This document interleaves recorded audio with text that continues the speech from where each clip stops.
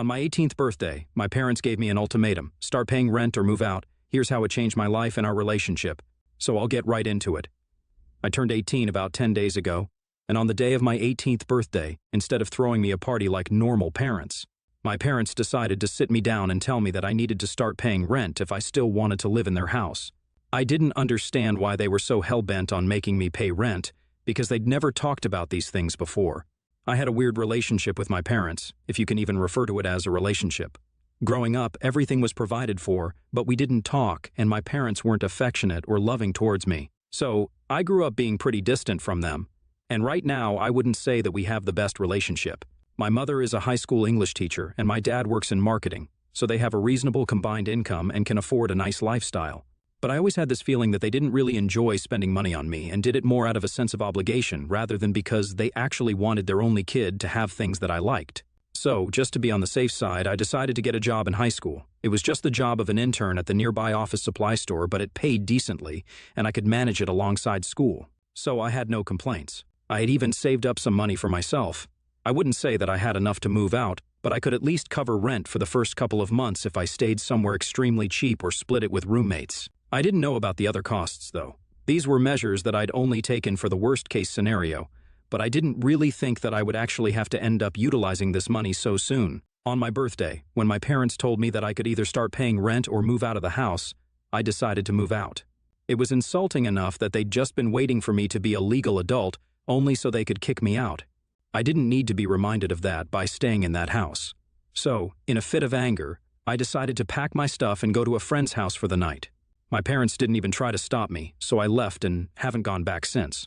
It came out of nowhere because, even though my parents had always been less inclined to spend money on me, they'd never tried to make me leave so openly. My friend was kind enough to let me live with him until I'd be able to find an apartment, or at least until college started.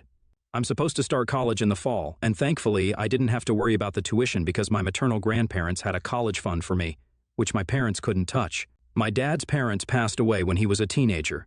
I was very angry and upset about what my parents had said, so I blocked them as soon as I left, and I had no intention of unblocking them either. Like I said, we weren't really close, but I expected them to at least have the common decency to let me live in their house until I was able to afford my own place. I knew that they weren't obliged to look out for me now that I was an adult, but it still hurt. On the 4th day, I received a call from my grandparents and they asked me to visit. I realized that they had no idea what had happened, so I visited them and told them everything. They'd always known that my parents weren't the most emotionally available people when it came to me, but they were livid when I told them about my parents insisting that I either pay rent or leave. They told me that it was outrageous and they couldn't accept behavior of this sort. They asked me to move in with them like they had several times before, but I refused yet again because my grandparents were old, and I didn't want to be an extra burden on them. My grandpa had a furniture company, and they were pretty comfortable financially, so it wasn't that which I was worried about. But my grandpa was suffering from Parkinson's, and my grandma had enough to deal with as it is. I didn't want to pile on and add more to her plate. I knew that they would have loved to have me there with them, but I cared too much about my grandparents to impose my presence on them. Besides, now that I was an adult, I couldn't just rely on them for help, and I had to make something of myself for the future. That's why I refused to move in with them, which disappointed them a little, but they understood where I was coming from. For me, it was just good enough that they'd even offered to let me live with them, because not a lot of people have that kind of heart, especially not the kind of people I grew up with, not my parents for sure. They told me that I could ask them for whatever help that I needed, and they'd be there for me, which meant a lot. I visited my grandparents at least once a week, but after that, I got kind of busy looking for apartments to move into because there was still a good few months to go before college started. Then, yesterday, I received a call from my parents. My dad was using his business number because that was the only one that I'd forgotten to block. When I answered the call, I realized that both my parents were on the line to talk to me. They informed me that my grandparents had decided to back out of an investment on account of what I told them. And now my parents were panicking because this was my father's business that he was going to start in a couple of months. My mother had convinced my grandpa with great difficulty to come on board as an investor, but as soon as he learned what my parents had said to me, he backed out of the deal. Apparently, my father's new business idea was also the reason he was asking me to pay rent, because then he would have another source of money as well and would end up saving a lot so that money could eventually go into his business. And now they wanted my grandpa to come back on board, and I was the only person who could manage that. So they wanted me to speak to him and bring him back. I told them that I wasn't going to do anything because this was their own fault. They'd been horrible to me, not just recently but for most of my life, and had made me feel like a burden literally constantly. So now they really had no right to expect anything of me. They dug their own grave, and now they had to lie in it. I was just about to disconnect the call when my mother told me how unfair and ungrateful I was being. She told me that all through my life it had been them who had paid for everything, and now that I had a little money of my own, I was turning my back on them. They told me that this was apparently my fault somehow because they really hadn't considered that I would end up leaving and moving out. She told me that the only reason they even expected and asked me to pay rent was because I could afford to, and they knew it. And apparently, they weren't even going to ask me for much. But they didn't even get to the amount because I stormed off in such a rage. My mother almost started crying and told me that she knew they hadn't been the best parents, but that didn't mean that they didn't care for me. And the way I was acting right now made them feel as if they'd done something wrong. My dad told me that it was up to me what I wanted to do, but he reminded me that this business he was about to start was his dream project, and he would be shattered if it didn't come through. Only because they had asked me to do something as simple as pay rent, which was something a lot of parents all over the country do anyway without consequences. They told me to think about it and let them know within a week, and now I obviously feel like a horrible human being, and I have no idea what to do. AITA for moving out when my parents gave me an ultimatum to either move out or pay rent. Update 1. So, okay, I don't think I'm going to go back and apologize to my parents like I was planning to. My emotions just got the better of me that day, I guess. Now that I've thought about things with a clearer head and also read the comments on my post, I don't really think that I owe it to them to go back, apologize, or speak to my grandparents to make everything right. I still have 2 days before I have to let them know about my decision, but I've already made up my mind. And I also know that they're not going to take this kindly. My mother was pretty emotional, but now that I think of it, the tears could have been fake just as easily. I couldn't see them, so who's to say if she was really crying or just pretending to cry so that I would feel bad? It sounds very cynical, but honestly, I don't trust my parents one bit. And it's not like they've done anything to remedy that situation. I haven't yet talked to my grandparents about this because I don't want to make it seem like I'm getting too involved in something that doesn't concern me. I have, however, discussed this situation with my friends, and they think that whatever I'm doing is completely justified. My parents were the ones who started this fight, so now they can't just shift the blame onto me and expect me to be okay with it. They need to take accountability for their own actions.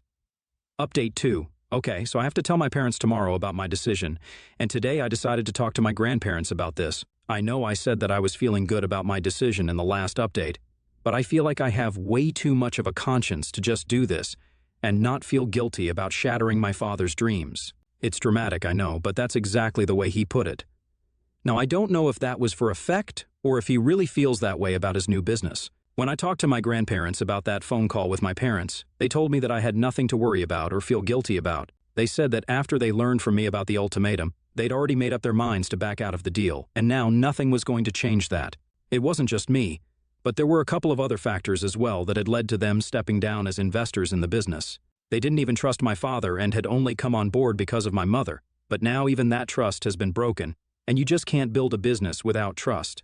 That helped me with the guilt because either way, I couldn't have convinced my grandparents to come back on board with the deal.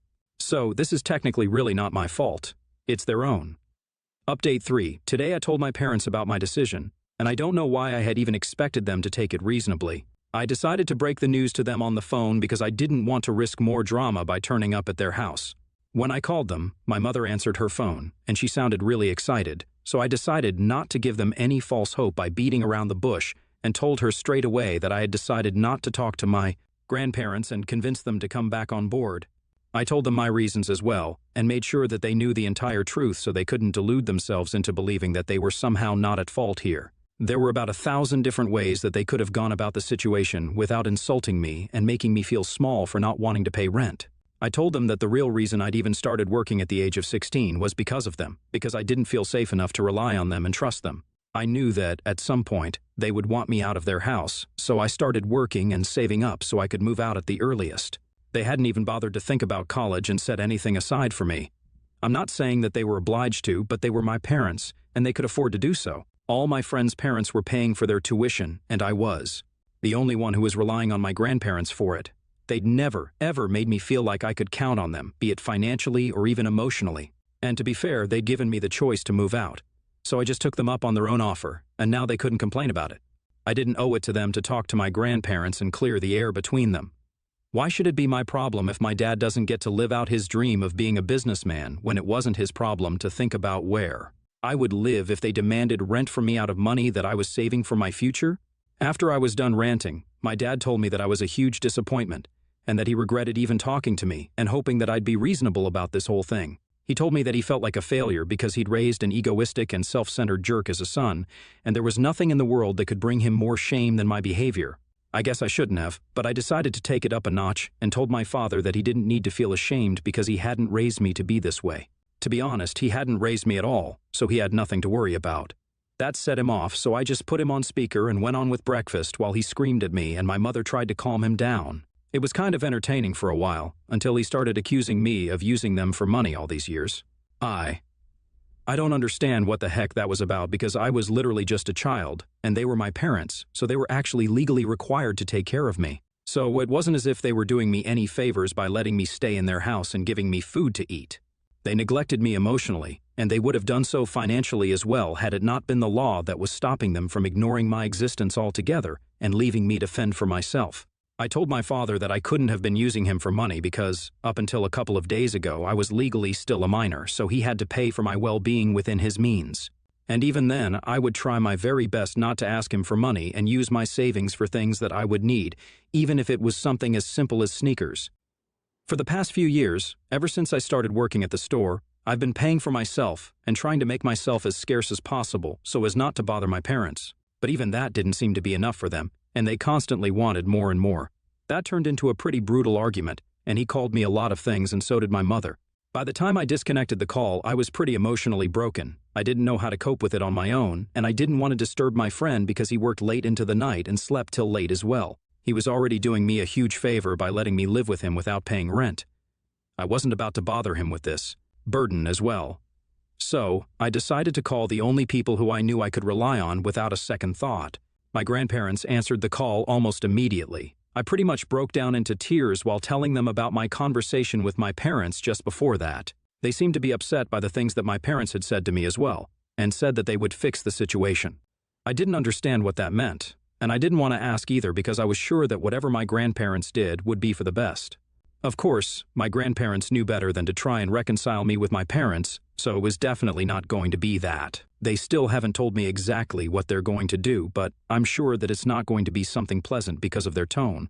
I could tell that they were not at all pleased with my parents, and they were going to come down on them hard. I'm actually kind of excited about what's going to happen now. Update 4. Okay, so 2 days ago, I told my grandparents about the very horrible phone call with my parents, and they told me that they would fix the situation. If you guys remember, well, they finally fixed it today, and I've got to say, I wasn't expecting this. They made a post on social media talking about how my parents had taken money from them for years on end just to be able to put food on the table while I was a child. And yet they seemed to have no gratitude for that, and even had the audacity to mistreat me and treat me like a burden when their own parents had never done the same. Apparently, even the house that they lived in belonged to a friend of my grandparents, who'd allowed them to live there at a lower rent thanks to my grandpa. So, they really had no right to accuse me of using them for money when they had done the very same thing to my grandparents when they just had me. At least I was still a kid. They were well into adulthood and even had a child, but were still incapable of scraping by on their own. Not only that, but I also found out that my parents would use me as an excuse to borrow excessive amounts of money from my grandparents when I was a baby. My grandparents knew that they were being scammed out of money, but they still went on giving and giving because they actually cared about their daughter. And today, they were heartbroken to learn that my mother was not even capable of doing the same for her own son, and thought that her husband was somehow more important than her son. They announced what a no-good idiot my father was back when I was a child, which is why they didn't want to invest in his business in the first place. He'd already tried to start 2 businesses when I was younger, but they didn't work, and my grandparents had to bail him out of those situations and pay off his debts. They didn't want to end up having to do that yet again, which is another reason that they backed out of the deal. So, I guess now it finally makes sense why my grandparents were so hesitant to invest in my parents' business, and it's completely fair as well. Their post has received a lot of attention from my relatives and their friends, and I think I'm going to share it so that more people can see it and know how awful my parents are. So far, I haven't received any word from my parents.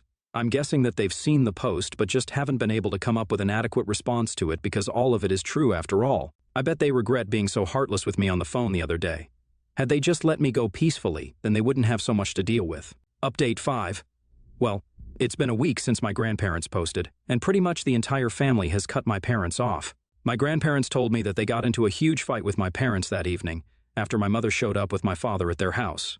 They came there to confront my grandparents and make them take that post down somehow.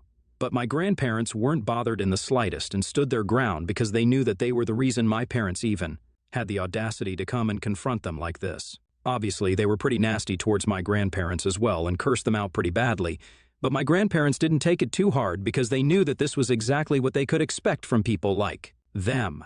They've been relentlessly trying to get that post down and have even sent my grandpa a defamation lawsuit because they're losing business due to that post, which has gained a lot of attention by now.